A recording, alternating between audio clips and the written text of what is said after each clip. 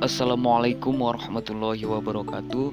Perkenalkan, saya Muhammad Dimas dari Fakultas Dakwah dan Komunikasi, jurusan Komunikasi dan Penyiaran Islam, Universitas Islam Negeri Sumatera Utara. Kelompok KKN 153 dengan dosen pembimbing lapangan Bapak Dr. Sulaiman Muhammad Amir, MA. Di dalam video singkat ini saya akan menjelaskan mengenai etika komunikasi Islam. Manusia merupakan makhluk sosial yang tidak dapat hidup sendiri dan sangat membutuhkan peran orang lain dalam kehidupan sehari-hari. Manusia sebagai makhluk hidup selalu berinteraksi dengan sesamanya. Dengan berkomunikasi, manusia dapat berinteraksi dengan sesamanya untuk saling memahami antara satu dengan yang lain. Untuk memahami antara satu dengan yang lain dalam berkomunikasi, sehingga dibutuhkanlah etika dalam berkomunikasi untuk menciptakan kesopanan dan kesan yang baik dalam berinteraksi. Sebelum membahas lebih lanjut, kita akan memahami makna dari etika dan komunikasi itu sendiri. Etika dapat diartikan sebagai suatu norma atau aturan yang digunakan sebagai pedoman dalam bertindak dan berperilaku di masyarakat terhadap seseorang yang berhubungan dengan sifat baik dan buruk. Sedangkan komunikasi adalah suatu proses penyampaian informasi berupa pesan, ide, dan gagasan dari satu pihak ke pihak lain. Jadi, etika komunikasi Islam merupakan cara berkomunikasi yang sesuai dengan nilai moral dalam menilai benar atau salah perilaku seseorang. Disampaikan dengan mengandung unsur Islami mengarahkan manusia kepada keselamatan dunia dan akhirat. Ada gaya berbicara atau qaulan dalam berkomunikasi yang terdapat dalam Al-Quran. Yang pertama adalah qaulan sadidah. Qaulan sadidah dapat diartikan sebagai ucapan yang benar, jujur, lurus, dan tidak berbelit-belit. Jadi, dalam berkomunikasi kita harus menyampaikan pesan dengan sebenar-benarnya secara faktual dan tidak boleh bohong.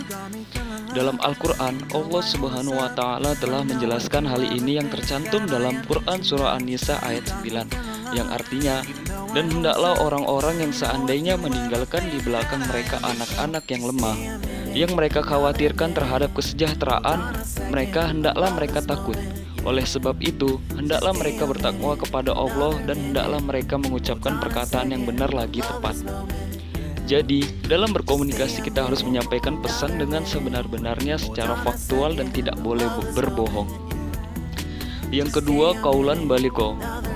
Dalam bahasa Arab, kata baligho dapat diartikan sebagai sampai, mengenai sasaran, atau sampai tujuan. Jadi, qaulan baligho dapat diartikan sebagai perkataan yang membekas di jiwa. Qaulan baligho tercantum dalam Al-Quran Surah An-Nisa ayat 63 yang artinya, mereka itulah orang-orang yang Allah mengetahui apa yang ada di dalam hati mereka. Karena itu berpalinglah kamu dari mereka dan berikanlah mereka pelajaran dan katakanlah kepada mereka perkataan yang berbekas pada jiwa mereka.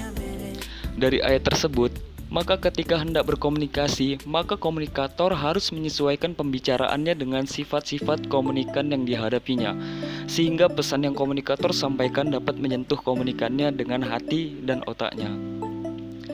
Yang ketiga, qaulan ma'rufa.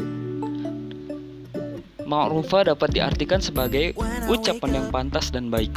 Jalaluddin Rahmat mengartikan qaulan ma'rufan adalah pembicaraan yang bermanfaat, memberikan pengetahuan, memecahkan pemikiran, menunjukkan pemecahan terhadap kesulitan orang yang lemah. Jika kita tidak bisa membantu secara material, kita harus membantu mereka secara psikologi. Qaulan ma'rufa tercantum dalam Quran Surah Al-Ahzab ayat 32 yang artinya, hai istri-istri Nabi, kamu sekalian tidaklah seperti wanita lain. Jika kamu bertakwa, maka janganlah kamu tunduk ketika berbicara sehingga berkeinginanlah orang yang ada penyakit dalam hatinya, dan ucapkanlah perkataan yang baik. Saat berkomunikasi dengan siapapun, bagaimana latar belakangnya, hendaklah kita menggunakan perkataan yang baik dalam berkomunikasi, sehingga kita tidak menyinggung perasaan lawan komunikasi kita. Yang keempat yaitu qaulan karimah. Qaulan karimah dapat diartikan sebagai perkataan yang mulia. Sebagaimana dalam Quran Surah Al-Isra ayat 23, Allah Subhanahu wa Ta'ala berfirman, yang artinya, Dan Tuhanmu telah memerintahkan supaya kamu jangan menyembah selain Dia, dan hendaklah kamu berbuat baik kepada ibu bapakmu dengan sebaik-baiknya. Jika salah seorang di antara keduanya atau kedua-duanya sampai berumur lanjut dalam pemeliharamu, maka sekali-kali janganlah kamu mengatakan kepadanya perkataan dan janganlah kamu membentak mereka, dan ucapkanlah kepada mereka perkataan yang mulia. Jadi, saat kita berkomunikasi dengan orang lain atau yang lebih tua dari kita, khususnya kepada orang tua, gunakanlah perkataan yang mulia yang enak didengar, sehingga mereka yang mendengarkannya menjadi tenang. Yang kelima yaitu qaulan layyinan. Qaulan layyinan secara bahasa diartikan sebagai lembut. Qaulan layyina berarti perkataan yang lemah lembut. Qaulan layyina tercantum dalam Quran surah At-Toha ayat 44 yang artinya, maka berbicaralah kamu berdua kepadanya dengan kata-kata yang lemah lembut, mudah-mudahan ia ingat atau takut. Dengan demikian, berbicara dengan lemah lembut dapat menghindarkan atau menimbulkan sifat konfrontatif. Dengan berbicara lemah lembut lebih dapat diterima oleh hati dan akan berimbas pada simpati. Demikianlah video singkat saya mengenai etika komunikasi Islam. Semoga video saya bisa dijadikan pelajaran dan membawa manfaat bagi saudara yang menyaksikan, sehingga bisa kita amalkan dalam kehidupan sehari-hari. Wassalamualaikum warahmatullahi wabarakatuh.